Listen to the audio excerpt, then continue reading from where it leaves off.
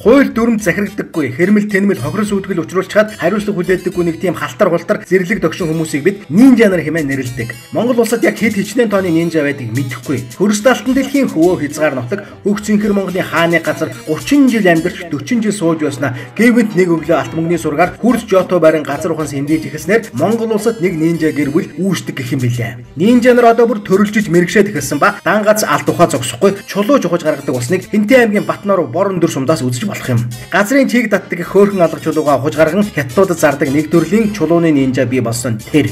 Нинжа нар цаашаа улам бүр өргөжин хөгжиж олон улсын ч гэх юм уу эсвэл гадаадын хөрөнгө оруулалттай ч гэх юм уу за ямартай ч гэсэн гадаад нинжа нартай болжээ манай Монгол. Тухайлбал Хинтээ аймгийн Цэнхэр мандал суманд хятад нинжа нар бий болж Монгол нинжа ахнарынхаа үлгэр дуурайлаар зөвшөөрөлгүйгээр алт хож гэлсэн байна. Гэхдээ хятад нинжа нар нь Монголыгаа бодвол техник технологи ар гэр ахуй хангамж сайтай байхажээ. Тэдэнд донд Монгол хүмүүс байхыг харуул Монгол хятад нинжа нарын хамтарсан олон улсын баг хүү. Эсбөгөөс хятад Монгол нинжа нарын хамтарсан хээрийн сургууль гэх юм уу ямар ч байсан нинжа нар хөгжлийнхээ дээд шатанд хүрч байгаа нь энэ юм шиг байна. Эдгээр хятад Монгол очиж нинжа болно хэмээгээд хэлийн цаанаас ийм том техник хэрэгслүүд чирч ирээгүй нь лав. Тэгэхээр ямар ч байсан нинжа нар хөгжлийнхөө шин шатанд гарч Монгол нөхдийнхөө урилгаар ирж олон улсын баг бүгдүүлдэг болсон бололтой. Харин манай Монгол улс гадаад нинжа нарыг хөөж гаргахаас хэтрэхгүй хуйлтай юм гинэ.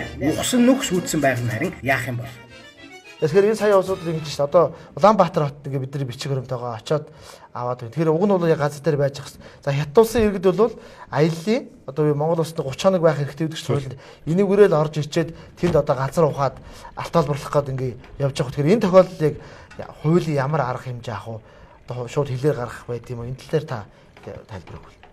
За энэ гадаадын иргэд нь бол аяллаа визтэй орж ирээд энэ хөдөлмөр эрхэлж байгаа нь бол гадаадын иргэний эрх зүйн байдлын тухай хуулийн 37-гийн 1-7 зааснаар бол зохих байгууллагын зөвшөөрлгүйгээр өөр хөдөлмөр эрхэлсэн. За мөн аяллаа визтэй орж ирсэн боловч одоо хөдөлмөр эрхэлж байгаа нь бол энэ гадаадын иргэнийг албадан Монгол улсаас гарах эрх зүйн үндэслэл болно.